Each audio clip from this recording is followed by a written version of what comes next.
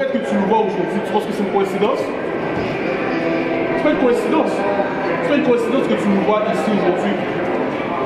Dieu est au contrôle de tout. Tu vois ce que je veux dire? Donc, la même façon, tu vois, on est ici de ce côté-là aujourd'hui en train d'enseigner. Mais il y avait un certain temps où on était de ton côté. On était de ton côté, on était dans les clubs, on courait après les meufs. Tu vois ce que je veux dire? On fumait, on était dans toutes les affaires. Qu'est-ce qui est arrivé? On a eu des enseignants qui nous ont enseigné et on a dit, ça c'est la vérité. Moi, à un moment donné, j'étais dans l'église, je suis parti de l'église, je suis allé dans l'islam. Parce que je cherchais c'était pas la vérité. Quand j'étais dans l'islam, je dénigrais. Lisa, Si, chapitre 3, verset 3. Car nous aussi, nous étions autrefois insensés. Tu vois, nous aussi qui sommes là, autrefois nous étions insensés. Désobéissants, égarés. Tu vois, on était aussi désobéissants, on était égarés. Asservis à toute espèce de convoitise et de volupté. Tu vois, on se servir tout plein de nos désirs, qui couchent avec des femmes à droite à gauche. Plein de conneries dans l'ignorance.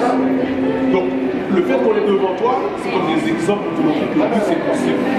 Oui, c'est possible de se repentir. Et si on se repentit, regardez ce qui va arriver. Apocalypse 2, verset 26. Apocalypse 2, verset 26. Jésus-Christ, selon la Bible, c'est un homme noir qui revient pour délivrer les 12 tribus d'Israël. Et quand il va délivrer les 12 tribus d'Israël, voici ce qui va arriver. Apocalypse, le chapitre 2, le verset 26. À celui qui vaincra, et qui celui qui vaincra, qu'est-ce que tu dois faire? Tu dois faire ton ennemi premier, c'est qui? C'est toi-même. C'est toi-même. C'est pour ça la Bible dit que tu dois être né de nouveau. Né de nouveau selon quoi? Tu vois ce que je veux dire? Poursuivre l'exemple de qui? Christ. Christ est venu mourir pour nous donner l'exemple, à savoir comment marcher au servir Dieu. Il n'est pas venu pour nous dire, oh, tu ne peux pas être parfait.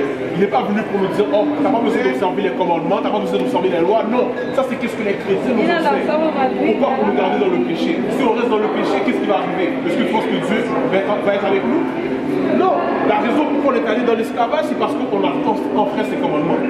Alors sortir de l'esclavage, qu'est-ce qu'on va devoir faire? Garder ses commandements. C'est simple. Il n'y a pas plus simple que ça. Mais pourquoi c'est flou? Pourquoi c'est confus? À cause du christianisme, comme c'est enseigné, le christianisme. Ils mettent beaucoup de mensonges, ils prennent des versets, ils te donnent un autre sens. Non, il faut observer les commandements. Comment est-ce qu'on comprend la Bible? C'est en observant les commandements. C'est vrai. Tu vois que je veux dire? Écoute ça. Non. Apocalypse chapitre 2, verset 26. À celui qui vaincra et qui gardera jusqu'à la fin mes œuvres. Mes œuvres, c'est garder les commandements, vas-y. Je donnerai autorité sur les nations. Je donnerai quoi? Autorité sur les nations. Si tu vas avoir autorité sur les nations, comment est-ce qu'on nous a appris que Dieu aime toutes les nations? Pour avoir autorité sur les nations, voici ce qui va arriver, lui. Il les pètera avec une verge de fer. Explique-moi ça. Tu vas perdre les nations avec une verge de fer. Qu'est-ce que ça veut dire ça? Une verge de fer, c'est la même façon que eux, quand on était en esclavage, ils avaient un fouet sur nous. Nous, on va devoir forcer les nations d'observer les commandements de Dieu. Tu penses que les nations... Laisse-la. Alors, 2 Corinthiens, chapitre 5, verset 10. 2 Corinthiens, chapitre 5, verset 10. Tu penses que quelqu'un qui est dans l'islam, qui a été dans l'islam dans toute sa vie, tu penses qu'il va volontairement laisser l'islam pour venir servir Dieu? Non. De la même façon qu'on est en esclavage, ils ont dû nous forcer à accepter cette image-là. C'est la même façon qu'on va devoir les forcer à suivre les commandements de Dieu. Suivre les Écritures. Parce que quand on va être au-dessus de la terre, qu'est-ce que tu penses qu'il va arriver? Tu penses que le monde va manger du porc? Non. C'est pour ça qu'on va avoir autorité sur les nations pour faire en sorte qu'ils vont observer les commandements de Dieu. Tu comprends? C'est pour ça qu'on est dans le royaume de Dieu, il va y avoir un gouvernement. Le gouvernement, tu le vois, ça commence ici. C'est là qu'il s'est dit le royaume des cieux est où? En toi, en nous. C'est-à-dire quoi? C'est-à-dire les choses qu'on va faire dans le royaume, on doit les pratiquer maintenant. Les commandements, dis ça. 2 Corinthiens, chapitre 5, verset 10. Car il nous faut tous comparaître devant le tribunal de Christ. Devant le tribunal de Christ, c'est comme quand tu passes à la cour. On va tous devoir passer devant le tribunal de Christ, vas-y. Afin que chacun reçoive selon le bien ou le mal qu'il aura fait. Étant dans son corps, connaissant donc la crainte du Seigneur. Donc, ça c'est ça qu'on doit apprendre. On doit apprendre la crainte du Seigneur. Le Dieu qu'on sert, c'est un Dieu terrible.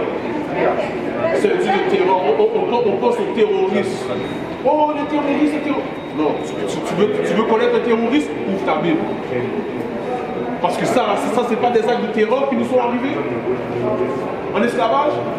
C'est de la terreur. Mais c'est pour qu'on puisse être capable de savoir que c'est Dieu qui a permis tout ça. C'est pas le blanc qu'on doit craindre, c'est Dieu qu'on doit craindre. C'est pas les Arabes qu'on doit craindre, c'est Dieu qu'on doit craindre. Parce que c'est lui qui a le pouvoir sur la terre. C'est lui qui permet que ces choses-là arrivent. Tu comprends? What is a nation? Nation is family. Nation is community. Nation is men leading by example. Nation is women's support. Nation is children with role models.